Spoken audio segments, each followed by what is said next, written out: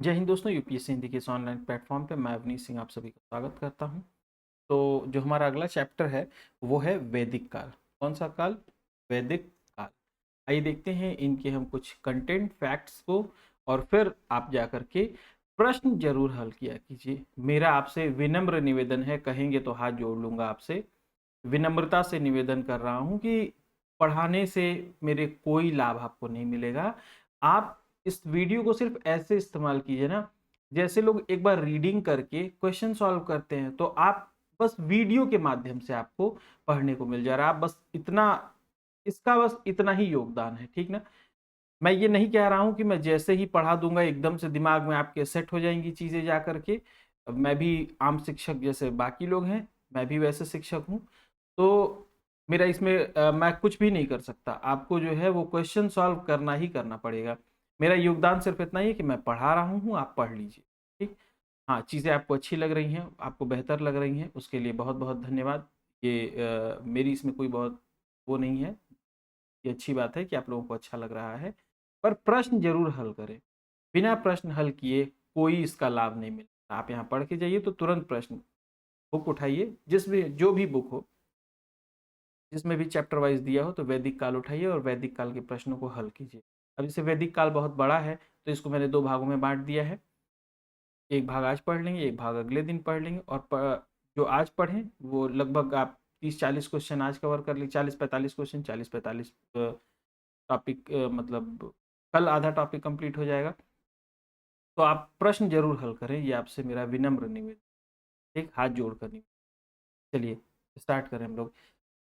आर्य शब्द श्रेष्ठ वंश को इंगित करता है। तो यदि आपसे प्रश्न पूछता है कि जो आर्य शब्द है वो किस तरफ इंगित करता है, इसका क्या अर्थ है, तो आपका क्या आपका उत्तर क्या होगा? श्रेष्ठ वंश को, या आर्य शब्द को, श्रेष्ठ वंश या फिर एक उत्तम व्यक्ति। श्रेष्ठ वंश या फिर एक उत्तम व्यक्ति, ये उत्तम व्यक्तित्व या फिर श्रेष्ठ वंश की बात करता। ठीक। सबसे पुराना वेद कौन सा है? चार प्रकार के वेद हैं: ऋग्वेद, सामवेद, यजुर्वेद और अथर्ववेद। चार प्रकार के वेद हैं, इसमें सबसे पुराना जो वेद है वो कौन सा वेद है? हमारा ऋग्वेद है। Clear? The oldest Veda is Rigveda. त्रयी शब्द ऋग्वेद, यजुर्वेद और सामवेद के लिए प्रयुक्त होता है। यानी जो त्रयी टर्म है उसमें कौन कौन से वेद शामिल हैं? ऋग्वेद, यजुर्वेद और सामवेद। इसमें अथर्ववेद नहीं शामिल। क्लियर? अथर्ववेद त्रयी में नहीं शामिल है, ये बात आप ध्यान। ठीक। वर्ण शब्द का प्रथम उल्लेख ऋग्वेद में किया गया है। The word varna was first mentioned in Rigveda. Varna नहीं बोलते हैं, लेकिन क्योंकि वर्ड और वो दोनों क्लैश कर रहे थे, इसलिए मैंने थोड़ा सा उसको एक्सेंट चेंज कर दिया उसका। ठीक। अब ये नहीं कि सर कमेंट में जाके, आजकल दो चार स्टूडेंट उस तरह के हैं, ठीक ना। तो हालांकि जो ज़्यादातर संख्या है वो ठीक है, चलिए सभी अच्छे हैं। निंदक नियरे राखिए, निंदक भी होने चाहिए। सब खूबियाँ ही नहीं होती हैं। तो the word varna was first mentioned in Rigveda. ठीक। और किस मंडल में वर्ण शब्द का उल्लेख किया गया है, और वर्ण व्यवस्था में किसकी किसकी चर्चा की गई है, ये भी आप लोग बताएं, कमेंट बॉक्स में बताएं। प्लीज़ थोड़ा सहयोग कीजिए। आप, मैं बता दूंगा, आप थोड़ा टाइप करेंगे, थोड़ा लिखेंगे, तो आपके दिमाग में चीज़ें घुसेंगी। जब टू वे कम्युनिकेशन होता है, जब आप भी कम्युनिकेट करेंगे तो मुझे भी ऐसा लगेगा कि हम दोनों मिलकर पढ़ाई कर रहे हैं, हम दोनों मिलकर पढ़ाई कर रहे हैं। मैं फिर शिक्षक के रोल से जुदा होकर के आप लोगों से मित्रों के रोल में शामिल हो जाऊंगा, कि एक तरफ से मैं पढ़ रहा हूँ, दूसरी तरफ से आप जवाब दे रहे हैं। ठीक। तो उस रोल में पहुंचने के लिए आप लोगों को अपने रोल में थोड़ा सा चेंज लाना पड़ेगा, कि मूक दर्शक की तरह ना बैठकर थोड़ा थोड़ा कमेंट में भी आप लोग सहयोग कीजिए। ठीक। पुरुष सूक्त में वर्ण व्यवस्था का वर्णन है, और यह ऋग्वेद में पाया जाता है। इसमें पुरुष सूक्त में, इस सूक्त में, पुरुष सूक्त में यह वर्ण व्यवस्था का वर्णन है, और यह ऋग्वेद में भी इसका उल्लेख पाया जाता है। Atharvaveda is related to medicine and mystical chants. Atharvaveda औषधियों और तंत्र मंत्र से संबंधित है। ये वाला थोड़ा सा परेशान करता है, इसको आप अलग से कॉपी में नोट कर लीजिएगा। ठीक, ये कि अथर्ववेद में क्या बताया गया है, ऋग्वेद में किस चीज का उल्लेख है, जैसे ईश्वर की महिमा और प्रार्थनाओं संबंधी जो उल्लेख है वो किस में किया गया है, वो ऋग्वेद में किया गया है। किस में किया गया है, वो ऋग्वेद में किया गया है। ठीक, आगे यजुर्वेद बलिदान और कर्मकांड से संबंधित है। तो जो बलिदान और कर्मकांड की जो बात कही गई है वो किसमें बात की गई है, यजुर्वेद में। ये थोड़ा परेशान करता है, मैं पहले ही बता दे रहा हूं कि किसमें क्या दिया हुआ है। ये जो चारों वेद वाला है इसको आप लोग अलग से लिस्ट बना लिए, एग्जाम में गलत हो जाता है। ठीक ना। सामवेद संगीत और गायन से संबंधित है। किससे संबंधित है, सामवेद संगीत और गायन से संबंधित है। यानी कि संगीत, यानी कि क्या कहते हैं, म्यूजिक या फिर चैंटिंग से रिलेटेड अगर बात आए तो आप लोग क्या बोलेंगे, सामवेद। ठीक, ऋग्वेद में कुल 10 मंडल शामिल हैं। ऋग्वेद में कुल कितने मंडल हैं, 10 मंडल। ठीक, ऋग्वेद का जो नवम मंडल है यानी 9वां मंडल है वो पूरी तरह से सोम को समर्पित है। किसको समर्पित है, सोम को समर्पित है। ठीक ना। The 9th mandala of Rigveda is entirely dedicated to. ठीक, यज्ञ संबंधी विधि विधान यजुर्वेद में वर्णित है। किसमें वर्णित है, यजुर्वेद में वर्णित है। Ritualistic procedures are described in Yajurveda. Samaveda का संकलन ऋग्वेद पर आधारित है। The Samaveda is compiled, the compilation of Samaveda is based on Rigveda. ये इंग्लिश थोड़ी सी सही नहीं है यहाँ पे, the Samaveda is compiled based on Rigveda, ये सही नहीं है, इसको आप लोग ठीक कर लिए। The compilation of Samaveda is based on Rigveda, मुझे लगता है ये सही होना, ठीक जो मैं बोल रहा हूँ। अतरंजी खेड़ा से लौह धातु के प्राचीनतम प्रमाण मिले हैं। The earliest evidence of iron was found at Atranji Khera. तो यदि आपसे पूछता है कि from where the earliest evidence of iron was found, तो what will be your answer, your answer will be Atranji Khera. और ये अतरंजी खेड़ा कहाँ पर है, बताइए आप लोग थोड़ा, अतरंजी खेड़ा जो है वो कहाँ पर है, बताइए अतरंजी खेड़ा कहाँ पर है। उपनिषदों का मुख्य विषय दर्शन है। तो अगर ऐसे पूछता है कि निम्न में से किनका मुख्य विषय दर्शन है, तो आपका जवाब होगा उपनिषद। और यदि पूछे कि the main subject of Upanishad is, तो क्या होगा आपका उत्तर, फिलॉसफी। मोक्ष की चर्चा उपनिषदों से मिलती है। मोक्ष की चर्चा जो है किसमें मिलती है, उपनिषदों में मिलती है। द कॉन्सेप्ट ऑफ लिबरेशन यानी मोक्ष इज फाउंड इन उपनिषद। ठीक है, आगे और एक चीज़ के लिए क्षमा चाहूँगा, काफ़ी मतलब देर से मैं मेहनत कर रहा था और काफ़ी मतलब टाइपिंग वाइपिंग में, तो और आज मौसम भी काफ़ी सुहाना था गोरखपुर का, ओले पड़े हैं गोरखपुर में, मौसम भी डिमांड करता है। तो चाय है, आप लोग की थोड़ी सी इजाज़त मिलेगी, और इसके लिए अगर बुरा लगेगा तो क्षमा कीजिएगा, और बुरा लगेगा तो यार आप लोग भी पी लीजिएगा। ठीक, तो मोक्ष शब्द का प्रथम उल्लेख श्वेताश्वर उपनिषद में हुआ है। द वर्ड मोक्ष is first mentioned in the सर्वश्रेष्ठ उपनिषद, श्वेताश्वर उपनिषद, माफ कीजिएगा, श्वेताश्वर उपनिषद। अच्छा ये बताइए कि हम लोग एक बात कर रहे थे एक टॉपिक पे कि जो कीवर्ड्स होते हैं, जो कीवर्ड्स होते हैं जैसे अम्ब्रेला लेगिस्लेशन का मतलब क्या होता है, छतरी विधान जिसको बोलते हैं उसका मतलब क्या होता है, ग्रीन वॉश क्या होता है, ठीक, ग्रीन वॉश क्या होता है। इन्वायरमेंट के बहुत सारे टर्म्स हैं, हिस्ट्री में है, ज्योग्राफी में है, पॉलिटी में है, इस तरह के टर्म्स मैंने एक दो एग्जांपल दिए, क्योंकि ये हिस्ट्री की क्लास है तो बहुत ज़्यादा चर्चा नहीं कर सकते, तो इस पे शॉर्ट्स बना के आप लोगों को समझाया जाए, जहाँ पे जो कीवर्ड्स जो आपको फंसाते, जैसे छतरी विधान समझ में नहीं आता है ये है क्या, ग्रीन वॉश समझ में नहीं आता है कि ये क्या है, इसको कैसे समझें, लिमिट टू ग्रोथ ये कॉन्सेप्ट है तो ये क्या है, क्या इस तरह कॉन्सेप्ट छोटे छोटे शॉर्ट्स में करके आप लोग को दिए जाएं, आप लोग को ज़रूरत महसूस होती है उसकी, आप लोग बताइएगा कमेंट सेक्शन में। तो हम लोग ये इनिशिएटिव लेंगे कि सारे छोटे छोटे कॉन्सेप्ट्स जो है वो आप लोगों को 30 सेकेंड, 40 सेकेंड, 60 सेकेंड में आसान से आसान भाषा में आप लोगों को वो समझा दिया जाए। तो अगर आप लोग कमेंट में बताएंगे तो ये शुरू किया जाएगा, हम लोग शुरू करेंगे तो यूपीएससी हिंदी। ठीक, तो कठोपनिषद में नचिकेता और यम का संवाद है। तो यदि आपसे प्रश्न पूछता है कि नचिकेता और यम का संवाद किस उपनिषद में है, तो कठोपनिषद, और ये कथा दिया हुआ है, ये ओ कर लिए, कठोपनिषद। क्या है? कठोपनिषद।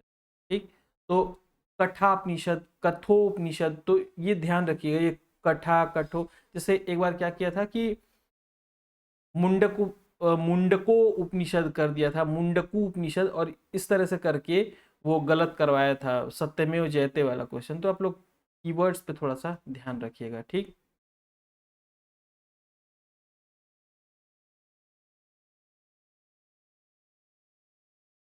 मुझे लगता है अच्छी बन गई। चलिए, उपनिषद काल में अश्वपति केकय के राजा थे। जो अश्वपति थे उपनिषद काल में, अश्वपति नाम के जो राजा थे वो कहाँ के राजा थे? केकय। केकय कहाँ पर था, जरा आप लोग कमेंट करके मुझे बताइए तो। केकय कहाँ था वो आप लोग मुझे कमेंट करके बताइए, वेयर वॉज केकय।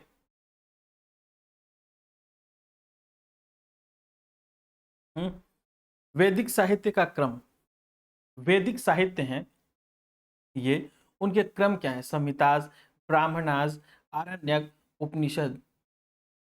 तो इनके क्रम क्या है? जो अभी लिखा हुआ है वही इनका सही क्रम है, ये ध्यान रखिएगा। क्रम उलट पुलट करके, इधर उधर करके, ब्राह्मणाज आगे कर देगा, आरण्यक उससे पहले कर देगा, और क्रम सजाने के लिए था कि कौन सा क्रम सही है, कौन सा क्रम क्या है वो सही है। ठीक, तो वो पूछता है, इसको आप लोग ध्यान रखिएगा।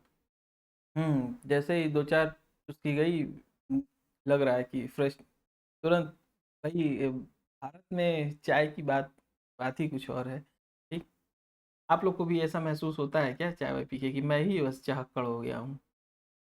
हम लोग बहुत बड़े चाहक्कड़ आदमी हैं, मतलब बस कोई पूछ दे हम लोग मना कर ही नहीं पाते, मतलब लगता है कि मना करना है, लेकिन निकलता हाँ ही है।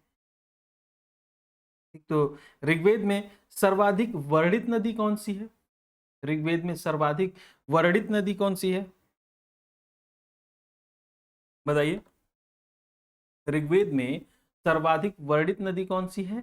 तो सिंधु है, लेकिन इसके साथ साथ में एक बात ध्यान रखिएगा, सर्वाधिक वर्णित नदी तो सिंधु है, लेकिन लेकिन यदि आपसे पूछ पूछ दे कि जो है सबसे पवित्र नदी किसको माना जाता था, जिसमें वो मातेत्मा, देवीत्मा, ये सब संज्ञा दी गई थी, तो क्या आपका उत्तर होगा? बताइए तो जल्दी कमेंट करके, हालांकि आगे आएगा। वैदिक नदी अस्किनी को चेनाब नदी की से पहचाना जाता है। इसको आप ऐसे समझ सकते हैं कि जो अस्किनी था वही चेनाब है, मतलब गंगाधर ही शक्तिमान है।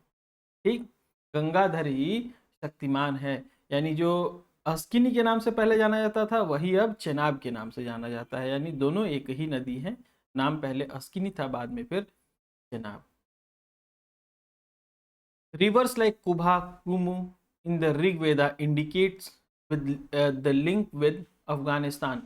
ऋग्वेद में अफगानिस्तान से संबंधित नदियां हैं, कुभा और क्रुमु, ये शायद है, कुमु नहीं है, क्रुमु है शायद। एक बार आप लोग देख लीजिएगा, जहां तक मुझे याद आ रहा है क्रुमु है, क्रो है ना। वैदिक काल की नदियां, उनके आधुनिक नाम। ठीक, तो कुभा का जो आधुनिक नाम है वो है काबुल, परुष्णी का रावी, सदा नीरा का गंडक, और शतुद्री का क्या है? सतलज। ठीक, ये आप लोग ध्यान रखिएगा, नदियों के पुराने और नए नाम। क्लियर? वैदिकोत्तर काल में 4 पुरुषार्थ और 4 आश्रम की प्रथा प्रचलित थी। इन पोस्ट वैदिक टाइम द प्रैक्टिस ऑफ 4 पुरुषार्थ एंड 4 आश्रम वेयर प्रिवेलेंट। तो ये क्या थी आश्रम व्यवस्था? 4 पुरुषार्थ और 4 आश्रम व्यवस्था, ये क्या थी? जरा कमेंट करके आप लोग बताइए तो मुझे। ऋत प्राकृतिक नियमों का प्रतीक था, जब धर्म कर्तव्यों की अवधारणा को दर्शाता था। ठीक, इसको हम लोग और क्लियरली बात करेंगे इस पे, अभी आगे चलते हैं। भारतीय संस्कृत में ऋत का अर्थ है प्राकृतिक नियम, ये RITA होगा। ऋत मीन्स क्या होता है? नेचुरल ऑर्डर, नेचुरल ऑर्डर, प्राकृतिक नियम। वैदिक देवताओं में बृहस्पति को उनका पुरोहित माना था, यानी कि सारे देवताओं का पुरोहित किसे माना जाता है? सारे देवताओं का गुरु किसको माना जाता है? बृहस्पति को। ठीक। कभी कभी आपके हाथ में हथेलियों में आगे की तरफ जो है वो काफी मतलब ऊंचा होता है, तो वो कहते हैं आपका गुरु यानी आपका बृहस्पति जो है अच्छा है, तो इसीलिए उनको गुरु की संज्ञा। लोपामुद्रा ब्रह्मवादिनी थी जिन्होंने वैदिक मंत्रों की रचना की थी। वो कौन सी ब्रह्मवादिनी थी? वो compose Vedic hymns, he was Lopamudra. ऋग्वैदिक काल में निष्क गले का स्वर्ण आभूषण था। In the Rigvedic period nishka was gold ornament worn in the neck, यानी जो गले में पहना जाता था। Next, in later times nishka was used as a coin. बाद में जो सिक्का जो ये निष्क है वो किसके लिए? क्वाइन के लिए, सिक्के के लिए वो शब्द प्रयोग किया जाने लगा। 14वीं सदी ईसा पूर्व का बोगज़कोई अभिलेख वैदिक देवताओं का उल्लेख करता है। बोगज़कोई कहाँ पर है? ये कहाँ पर है ये स्थान? तो जो यहाँ पे एक इंस्क्रिप्शन पाया गया है वो वैदिक देवताओं का उल्लेख करता है। किसका? वैदिक देवताओं का। बोगज़कोई अभिलेख से आर्यों के भारत आगमन की जानकारी मिलती है। तो किस विदेशी अभिलेख से भारत में आर्यों के आगमन की जानकारी मिलती है? ये आपसे प्रश्न पूछा जाए तो आपका उत्तर क्या होगा? बोगज़कोई। क्या होगा? बोगज़कोई। कहाँ पर है ये कमेंट करके आप लोग बताइए थोड़ा। आर्यों के आदि देश पर बाल गंगाधर तिलक ने लिखा था, यानी आर्यों के आदि देश के बारे में, यानी इस तरह की कहानी अगर किससे संबंधित है? बाल गंगाधर तिलक से उन्होंने इस बारे में लिखा था। शतपथ ब्राह्मण में राजा विदेह माधव और गौतम रघुगुण का वर्णन है। तो किस ब्राह्मण में विदेह माधव के साथ साथ ऋषि गौतम रघुगुण का वर्णन है? वो है शतपथ ब्राह्मण। कौन सा ब्राह्मण? शतपथ ब्राह्मण। उत्तर वैदिक काल में कुरु पांचाल आर्य संस्कृति के केंद्र माने। तो उत्तर वैदिक काल में आर्य संस्कृति के केंद्र माने जाने वाले दो स्थान कौन से थे? कुरु और पांचाल। कौन से थे? कुरु और पांचाल। गोत्र शब्द का सर्वप्रथम प्रयोग किसमें हुआ है? किसमें हुआ है? गोत्र शब्द का सर्वप्रथम प्रयोग ऋग्वेद में हुआ है, जो सबसे पुराना वेद है। गोत्र प्रथा की स्थापना उत्तर वैदिक काल में हुई।